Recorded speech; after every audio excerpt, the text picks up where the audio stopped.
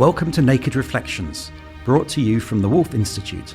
I'm Ed Kessler, and each week I'll be taking an in-depth look at the stories reported by our friends over at the Naked Scientists. What does the latest scientific stuff mean for the rest of us? Stay with us and find out. Two things fill the mind with ever-increasing admiration and awe. Starry heavens above me and the moral law within me. Immanuel Kant's noble observation seems to have come unstuck. Our moral law, to put it mildly, is skewed. And we may look at the stars with awe, but we also think of space as a potential military asset, and we're filling it with junk. We're talking about the mysteries and wonders of space this week, but more particularly, how we misuse it. Here's Rebecca Charbonneau speaking on the Naked Scientist podcast, Why Go to the Moon? And of course, with intercontinental ballistic missiles, ones that can deploy weapons on other continents, there needs to be orbital capability, right? Or the ability to go into space. It was partially because of weapons development. And that was what really pushed the United States to start getting into space was Sputnik, when the United States realized that the Soviets were able to put machinery in orbit. It wasn't so much of, oh, we're jealous that you can go into space. It was this real sense of alarm that they are technologically ahead of us in regards to mastering these weapon techniques. So that's largely how the space became the territory in which the early part of the Cold War was fought. Joining me to discuss space is Jerry Gilmore, Professor of Experimental Philosophy in the Institute of Astronomy at the University of Cambridge. Jerry discovered the Sagittarius dwarf spheroidal galaxy. Now, I have no idea what that means. Jerry, what's that? It's a galaxy that's inside our own galaxy, the Milky Way. We discovered it in the 1990s, accidentally. And at the time, it was very contentious as to whether or not smaller galaxies get continually gobbled up by big galaxies. And so big galaxies grow by cannibalism, or whether or not galaxies basically were assembled very early in the age of the universe. But we discovered this thing. It's only about twice as far from the center of the Milky Way as is our sun, but it's out the other side, so it's behind the center of the Milky Way. So it's very hard to see. But it turns out that it is actually deep inside our own Milky Way galaxy, so much so that it has been torn apart completely by the tides and is a shredded, dying remnant of a galaxy that fell in. So it's the closest other galaxy in the universe to us, and it's proof positive that galaxies grow today still by cannibalizing their neighbors. Well, moving from cannibals, we have Dr. Ben Wilkinson, something of a Naked Reflections regular. Ben is, for a few more days only, Director of Research at the Policy Institute of King's College London, but moving to RAND Europe. Ben is an expert in conflict and security. Jerry, do you buy that rather dispiriting account of how modern space exploration started? Yes, actually. The concept of going to space has been around since Newton, really, in a serious scientific way. But people started trying to build rockets and planning out how to do it from the late 1800s. But the whole thing got serious only in the 1930s and 1940s with the German V-rocket program. And the people who developed that, the most famous in the West is Wernher von Braun, of course. The people who developed those murder weapons were taken off to Russia and to the US and put on the job of putting rockets into space. The motivation was equally military and political. You got into space, you had a military advantage because you were up there, you could see what other people were doing. That was the initial ambition, just to be spy satellites. But then as people got better and better technology, they realized you could put weapons up there as well. So there's plenty of those up there. So, yes, sadly, that is the original case. The scientific exploitation was always something of a luxury that came a bit later. And the good for mankind, like Earth observation and plotting famine and floods and all those things, that was definitely a byproduct of the military imaging. Does that alarm you, Ben? I know you're an expert in sort of conflict and defense, but the militarization of space, that seems pretty frightening to me. Yeah, I think in the grand scheme of things that militaries get up to, I think the militarization of space is there. Probably the even more worrying bit is the weaponization of elements of space rather than the militarization. Having military equipment largely around intelligence and so on is perhaps slightly less concerning than the active use of bits of space with weapons. I mean, I think this is what militaries do, isn't it? They find new frontiers and they work out how to deploy them to a nation state or many nation states' advantage over rivals. So, I mean, it's kind of run of the mill, but also worrying at the same time. And I guess, the question really on a kind of moral front is where you avoid using space or you use it for good ends, and how you try and stop other people using it mischievously or unfairly or at the detriment to others. And I guess that's the kind of policy or doctrine question at the heart of space from a conflict point of view, is how to avoid others using it malignly, I think is the right phrase. Yeah, I would agree with that quite strongly, actually. The even more recent example, of course, is artificial intelligence-controlled drones that go off and spot their targets all by themselves. And how does software have a moral conscience? But certainly there is a lot of militarization in space, and there are no rules. I mean, it's a battlefield frontier. There's been a lot of activity up there. The Chinese deliberately attacked one of their own satellites to show it could be done. And the Americans have got giant lasers and things that are designed to shoot down intercontinental ballistic missiles as they wander past. And there's an awful lot of this stuff up there. I mean, I'm not sure what the exact numbers, but close to half of all rocket launchers are military. So, Jerry, you work with both the scientists and you've sat in meetings with the military as well. I mean, can you envisage some kind of protocol developing? I doubt it, actually, to be honest. Well, Ben's an expert on this, but generally protocols limiting outrageous behaviour and conflicts follow the actual outrageous behaviour rather than come in advance of it. So until someone does something absolutely disgusting, in the early days they let off nuclear bombs up there just to see what happened.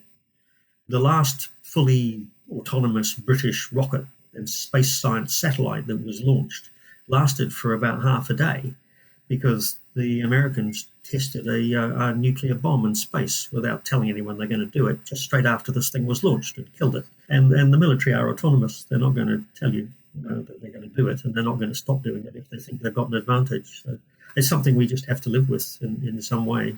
I think that's right. Coming up with treaties and things that bind people to behave in better ways tends to follow moral outrage. And I encourage listeners to listen to a previous one of these podcasts where we did talk about autonomous weapons and sort of killer robots. And maybe you disagree with me on this, Joe, but I think one of the things about automation in military affairs, killer robots, loitering munitions, self-guided drones and all of this stuff, is that A, they're kind of being used, B, they're being used reasonably visibly, and C, there is already moral outrage. In the space context, I don't know if the same moral outrage exists in the wider population. I don't know how much people think about kind of missiles, about the use of space in a military context. I don't know how much it gets into the sort of popular consciousness and then would drive policy change. I leave it as an open question, but I suspect it's less than around killer robots that are being used in Nagorno-Karabakh at the moment, for instance.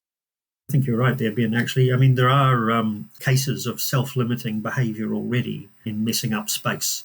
So both the Russians, the Chinese, and probably the Americans, without telling us, have actually deliberately attacked defunct satellites and destroyed them just so to prove that they can. And this is partly a warning to other people that should you try to preempt a war in space, we can take you out. And partly it's just testing their own technologies. So people have these technologies. But after the particularly gross one of the Chinese one, where they smashed up a big spacecraft and there was a huge amount of debris came out from that, there was such a worldwide reaction from the spacecraft community that the countries, they never admitted to it, but they've stopped doing it.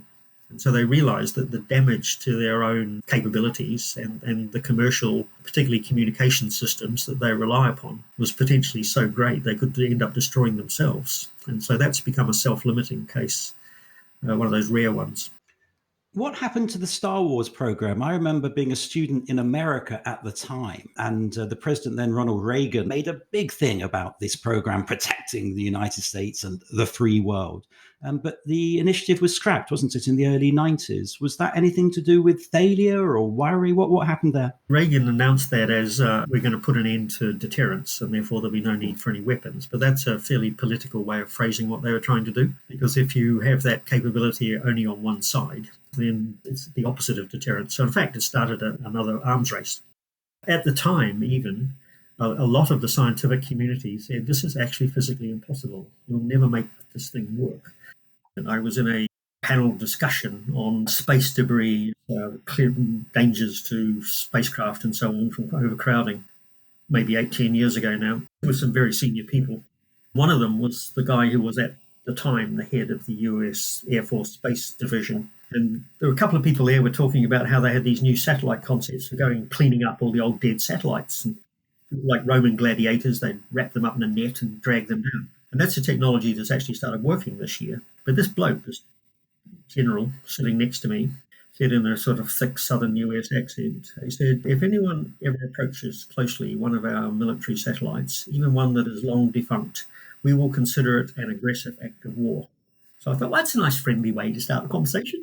If you have a look at defence expenditure in the West in comparison to both Russia and China, there is clearly an arms race well underway at the moment, particularly in fields like cyber and automation and nanotech and all of these things. And I guess my question for you is whether you see space as an important part in that current arms race, or whether you see it as a separate arms race, or whether you don't think there's an arms race in space at all, or possibly a different answer.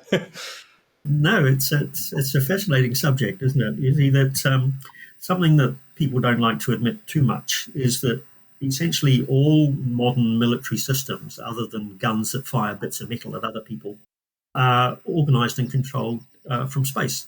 So it's the communication systems are all in orbit, and the observation systems are all in orbit. There's the odd aeroplane flying around that supplements it, but basically ground-based military systems are controlled from in orbit. It's why the UK is having to spend a very, very large amount of money to build a new secure communication system, because we've cleverly left the European one. So we need our own, because the UK military has to be able to talk to itself without anybody eavesdropping. All of this happens in space, and that's why the danger of being able to kill spacecraft in space is such a global threat for a runaway war, because you could blind the enemy, and if the enemy don't know you're there, they do tend to pull the trigger just in case. One of the things I've heard military officials talk about on this front, it's not a weapon at all, but the thing that they seem to be particularly concerned about is the Chinese development of their own GPS system as one of the critical things to worry about, because it's a way of, as you say, keeping your enemy blind. Yeah, GPS systems control not only our domestic appliances and our sat-nav and our phones, but they also control military systems as well. So if you want to fly a missile, a guided missile, it has to know where it is. And that means it needs to talk to a high-precision, secure GPS. So once an organisation or country has that capability, then it's very, very hard to stop them scaling up. The Chinese have passed that technological threshold, and there's no reason to believe that they're going to continue to at least get to the current Western level quite soon, because they're developing very fast. It's part of the background to, I think, the Huawei 5G issue. As soon as these technologies become public domain, then they are military exploitable. This is Naked Reflections with me, Ed Kessler. My guests are Jerry Gilmore and Ben Wilkinson, and we're talking about space. We've touched on the militarization of space, but if that was not enough, we're now filling space with junk. Here's Hugh Lewis speaking on the Naked Scientist podcast, a crash course in space junk. Well, I think the space is big mantra was used and has been used since the beginning of the space age, and it's certainly true. The volume that space occupies is enormous. But what we're doing is we're sending satellites into quite specific orbits, and into orbits that are relatively close to the Earth. And if we keep doing that as we've been doing for the last 50, 60 years, then all that junk accumulates relatively close to the Earth in these quite congested orbits. You may have watched the film Gravity, and that reminds us of the problems of space junk. Clearly, it's an obvious danger. What are we going to do with all this space junk? Yes, there is a lot of space junk, and the amount is growing very, very rapidly. People may have noticed and even seen by eye the spectacular numbers of what are called constellation spacecraft being launched over the last couple of years. So there are thousands of spacecraft a year being put up into these low orbits to be visible. By the end of the decade, there'll be 100,000 of these little satellites up there. And so that not only completely polluting the sky for astronomers and just the ordinary public, you'll no longer be able to go out and see what you used to see because the sky will be all streaky, but also it makes it dangerous. Now, it's also important to realise that space is big, and so there are different problems depending on how far away from the planet you are.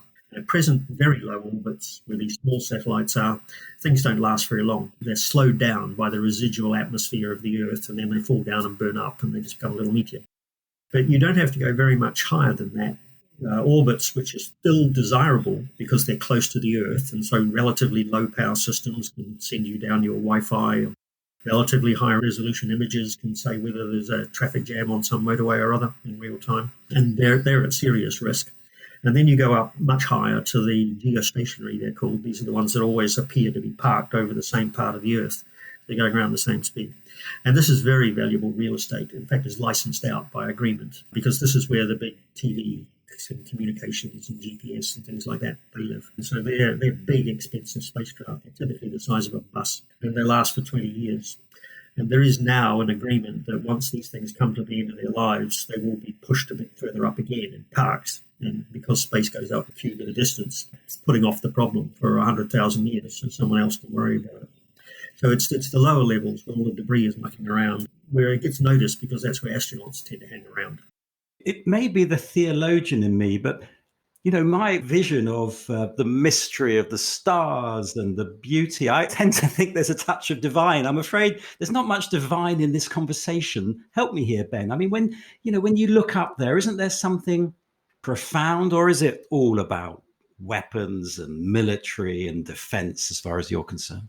Of course, there is something profound. You could say the same about the depths of the ocean or the poles of the Earth, and yet defense looks to these areas and sees them as either potential threats or areas that it can control for a nation state's kind of advantage. And I guess, the profundity also meets up with the practicality of power ultimately. And that's what nation states and policymakers and strategists sit there and worry about. So I think they sadly put the profundity to the back of their minds and seek advantage and conquest, which is perhaps slightly dismal. Unfortunately, that is the way that nation states go.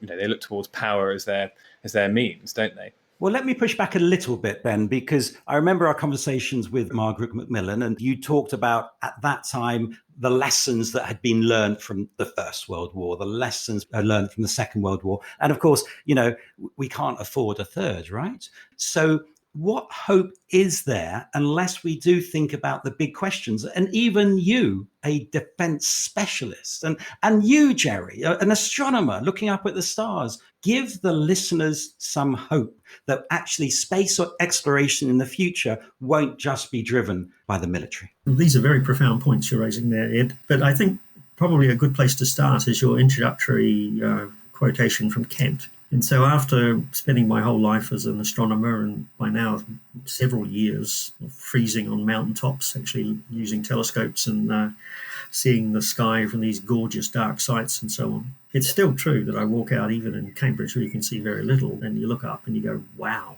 there is genuinely awe. And that doesn't go away. I'm from New Zealand.